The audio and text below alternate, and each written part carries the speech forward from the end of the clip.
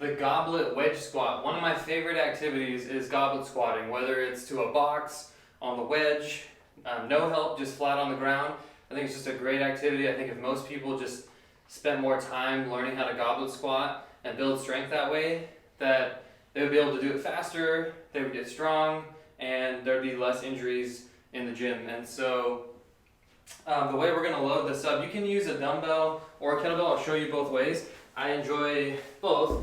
I think personally I enjoy the dumbbell a little bit more. It's just a little bit easier to hold. And I enjoy teaching the rack position too. So when we go to start our goblet style squats, I'll show you with a kettlebell and a dumbbell. From here I'm going to straddle the weight. Let me back up a little bit. Anytime that I'm going to pick up a weight and load it onto my body, I want to stand as close as I possibly can, right? The further away that I stand away from the weight, the more likely I reach out in front of me and I'm using my lower back. Right? So that weight is right underneath us. This is pain-free squatting, so these little details make a big difference, right? So right underneath me, I'm going to come down, pick it up. My back stays nice and flat. It's all in the muscles. As I come up, I'm going to clean it. My palms scoop underneath the bell. So now that I have my rack position, I'm showing you guys the wedge position because that's just what's more comfortable for me. From here, what's so awesome about the goblet squat is I can continue to load this up heavier and heavier and still get a good workout. And I'm telling you what, when you're loading this goblet squat, keeping it nice and tight, you should be feeling your abs too. So from here, same thing. What's nice about it is it keeps me upright. I can work on hitting my 3 minimum standards, extending.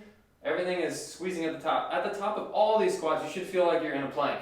My abs, my butt, my quads, everything. Inhale down. Exhale, push. So that would be how we load and do the dumbbell. With the kettlebell, there's a couple different variations and how to hold it, and so it's a pretty similar way. Probably the more traditional way to do this, same thing, it's right underneath me. I'm gonna come up and I'm gonna scoop my elbows underneath, kind of like I'm trying to pull these handles apart. So I create a nice solid base again, where I can hit my 3 minimum standards.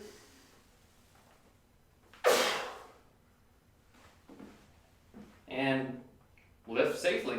The other way to do this, depending on the weight, makes it a little bit harder to load, but if you have grip and wrist issues, one of my favorite ways to load, and a lot of my clients choose to do it this way, is to scoop it up and hold it by the bell part of the kettlebell.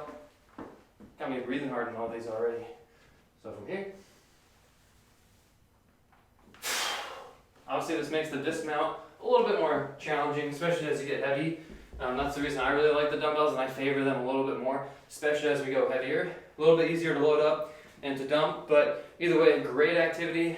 Probably my favorite way to start and progress people's strength